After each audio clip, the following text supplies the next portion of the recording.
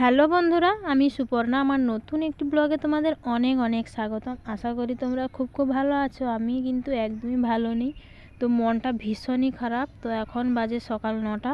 তো এখন থেকে আমি ব্লগটা স্টার্ট করলাম মন খারাপ দিয়ে। কেন বলো তো? ব্লগটা দেখতে থাকো, আশা করি বুঝতে পারবে। তো এখানে সকালে মানে মা পুকুর থেকে মাছটা ধরে দিয়েছিল। পুকুরে যেহেতু মা জাল দিতে পারে, তার জন্য এখানে দেখো বড় বড় মুরল মাছ, তো মুরলি মাছ, তো ওগুলো পড়েছে। আর একটা পোনা মাছ, তো সবগুলোকে আমি নুন হলুদ মাখিয়ে এখন রেখে দিচ্ছি। হবে ঝিঙে দিয়ে আর কাঁচকলা দিয়ে আলু দিয়ে ঝোল, আর হবে পটল ভাজা আর মাছের টক। তো এগুলোই রান্না বান্না করব। তো মাছগুলো কত বড় বড় মুরল মাছ, সেগুলোই তোমাদের সঙ্গে শেয়ার করছি, দেখো। তো ঝোল টোল রান্না করব। তো রান্না করা হয়ে গেলে তো আমার বরকে খেতে দেবো, কেননা আমার বর আজকে কাজে চলে যাচ্ছে, তার জন্য মনটা খুবই খারাপ। তো দেখতে পাচ্ছ, ভালো করে সবজিগুলোকে ভালো করে আগে ধুয়ে নেব। তারপর আরও একটা বিশাল বড় দায়িত্ব আমার কাঁধে চেপেছে। আমার দিদা তো আমাদের বাড়িতে আছে, তো সেবা শুশ্রূষা করতে হচ্ছে, অপারেশন হয়েছে তার জন্য।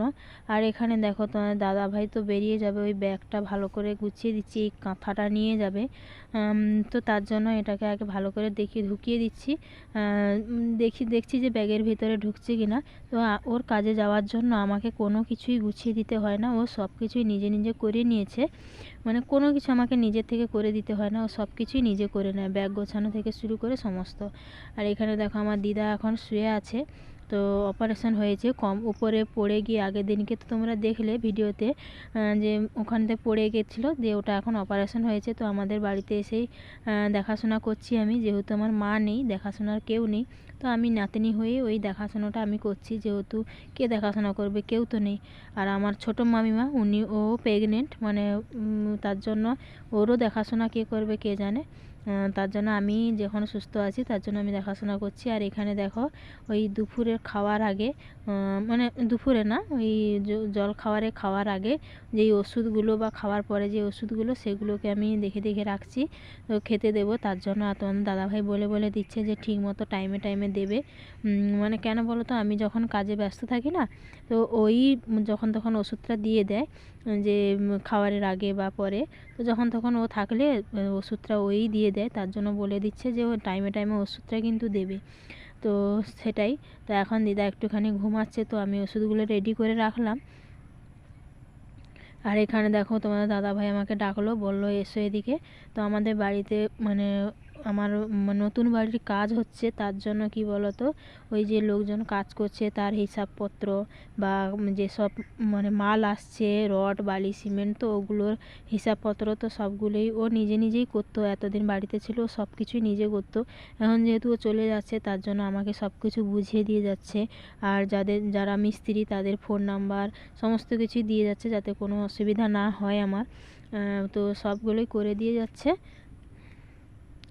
তো আমি সবগুলো দেখে দেখে বুঝে বুঝে নিচ্ছি, যাতে ওরা মানে ও না থাকলেও আমি সবটা সামলে নিতে পারি, তার জন্য। তো ওর যাওয়ার টাইম হয়ে গেছে এখন। তো ওকে এখন ভাতটা দিয়ে দিয়েছি, আমার রান্নাবান্না কমপ্লিট। আর মা একটুখানি মানে পান্তা খাচ্ছে, পান্তা ভাত, আর ওকে ভাত দিয়ে দিচ্ছি, যেহেতু বেরোনোর টাইম হয়ে গেছে, তার জন্য। আর এই অনেক দিন বাড়িতে থেকে গেলে যাওয়ার সময় খুবই কষ্ট হয়, ওর যেমন কষ্ট হয় আমাদেরও কষ্ট হয়। কেন জানি না, খুবই কষ্ট হচ্ছে আজকে, যেহেতু অনেক দিন ধরে বাড়িতে আছে।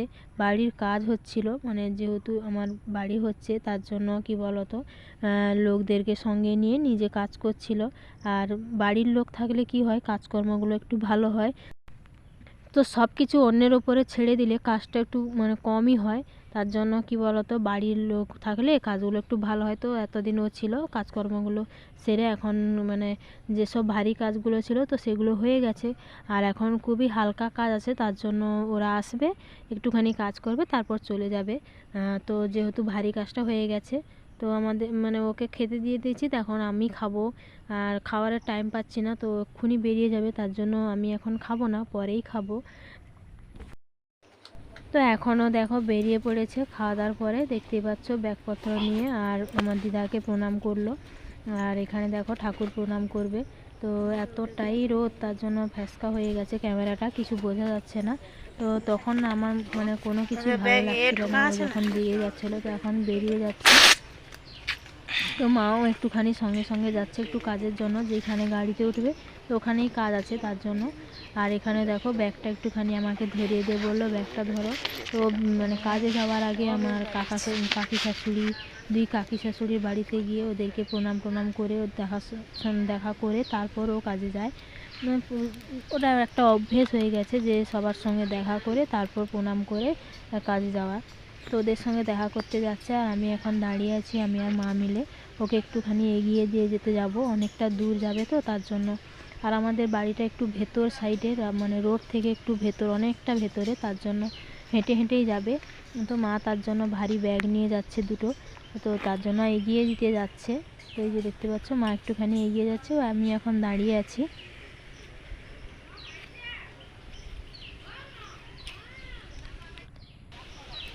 তো চোখ মুখগুলো একদম দেখতে ভালো লাগছে না, তো একদমই ভালো লাগছে না, মনটা ভীষণ খারাপ লাগছে। আর আমার মেয়েটাও জানো তো প্রচণ্ড কান্না করছিল, তো সেটা তোমাদের সঙ্গে শেয়ার করতে পারিনি। তো ওনা আজকে স্কুল যাবে না বলেছিল, যে বাবা চলে যাচ্ছে স্কুল যাব না, কিন্তু আমি পাঠিয়েছি যেহেতু এক্ষুনি বেরিয়ে যাবে, তো তখন বাড়িতে থেকে কি করবে, তার জন্য পাঠিয়ে দিয়েছি। কিন্তু ও যেতে চাইছিল না, ভীষণ কান্না করছিল। ওর কান্না দেখে ওর বাবাও খুব কান্না করে ফেলেছিল। তো সেটা তোমাদের সঙ্গে ওই মুহূর্তে শেয়ার করতে পারিনি, ক্যামেরাটা আমার কাছে, মোবাইলটা ছিল না তার জন্য। তো এখানে দেখো সবাইকে রাস্তার উপরে যাকেই দেখছে প্রণাম করছে, তো গিয়ে এখন বেরিয়ে যাচ্ছে। তো এখানে দেখো আমাদের মেন জায়গায় তো ওরা দাঁড়িয়েছে, যারা সবাই একসঙ্গে যাবে, ও তো একা যাচ্ছে না, সবাই মিলে যাচ্ছে, তার জন্য 2-4 জন একসঙ্গে যাচ্ছে, তার জন্য ওরা একে একে বেরিয়ে আসছে। এরও কিছু আছে, মুড়ি ডালিছে আর বিস্কুট পাঠালিছে। সাইকেল ঠুকিতে বাবু সাবধান রইব।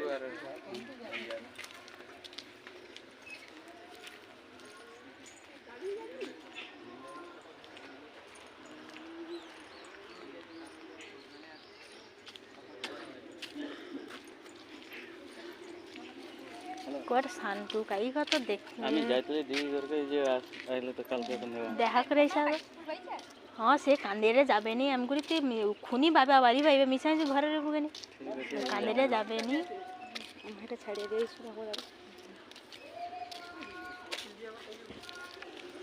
তার বাবাকে ছাড়তে মানে সাইকেলে বাড়িছে।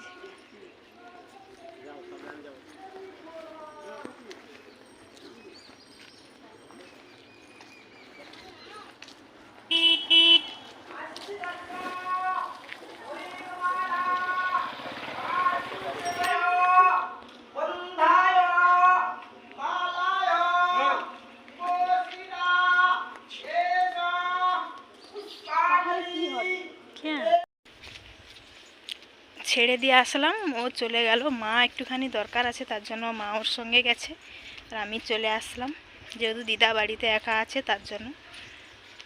এই মুহূর্তটা খুবই কষ্টের, তাই না বলো? তো তারপর বাড়িতে এসে দেখো দিদা বসেছিল, তো স্নান করালাম। তো স্নান তো করতে পারে না, তার যেই পাটায় ব্যথা ছিল তো ওই পাটা আমি তুলে ধরছি। তো তুলে না দিলে মানে কোনো কিছু করতে পারে না, যেহেতু ভেঙে গেছে, অপারেশন হয়েছে, তার জন্য একটুখানি আমি তুলে ধরলে তারপর এইভাবে পিছিয়ে যায়। আর পেচ্ছাপের নল দেওয়া আছে, তো ওইভাবেই পেচ্ছাপ করে। আর পায়খানাটা আমি পরিষ্কার করি।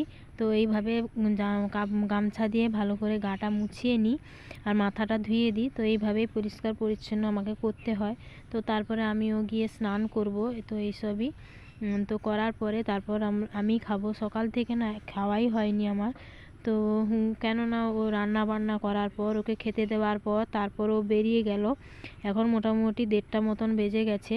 তো এখন আমি মানে দিদাকে পরিষ্কার পরিচ্ছন্ন করলাম, তো তারপর এগুলোকে ধোয়া মোছা করে তারপর আমি যাব স্নানে।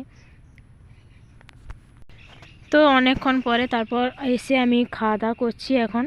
তো খাওয়া দাওয়াটা সেরে নিচ্ছি আর দিদাকেও খেতে দিয়ে এসেছি। তো দিদাকে খেতে দিয়ে এসেছি, তো এইভাবেই থালা ধরে বা চৌকির ওপরে করে খায়। তো খাচ্ছে আর টিভি দেখছে, তো তার সঙ্গে আমিও খেয়ে নিচ্ছি। আর মা আর বাবা এক্ষুনি পান্তা ভাত খেয়েছে, তার জন্য মারা একটুখানি দেরি করে খাবে। তো আমি যেহেতু সকাল থেকে খাইনি, তার জন্য মা বলল যে তুমি তাড়াতাড়ি খেয়ে নাও।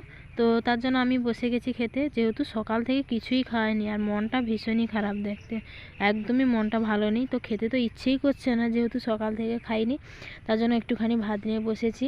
তো খাওয়া দাওয়া শেষে আমি খাওয়া দাওয়া শেষ করে দিদাকে ওষুধপত্রও দেবো। ভিডিওটা তোমাদের কেমন লাগলো অবশ্যই কমেন্ট করে জানিও।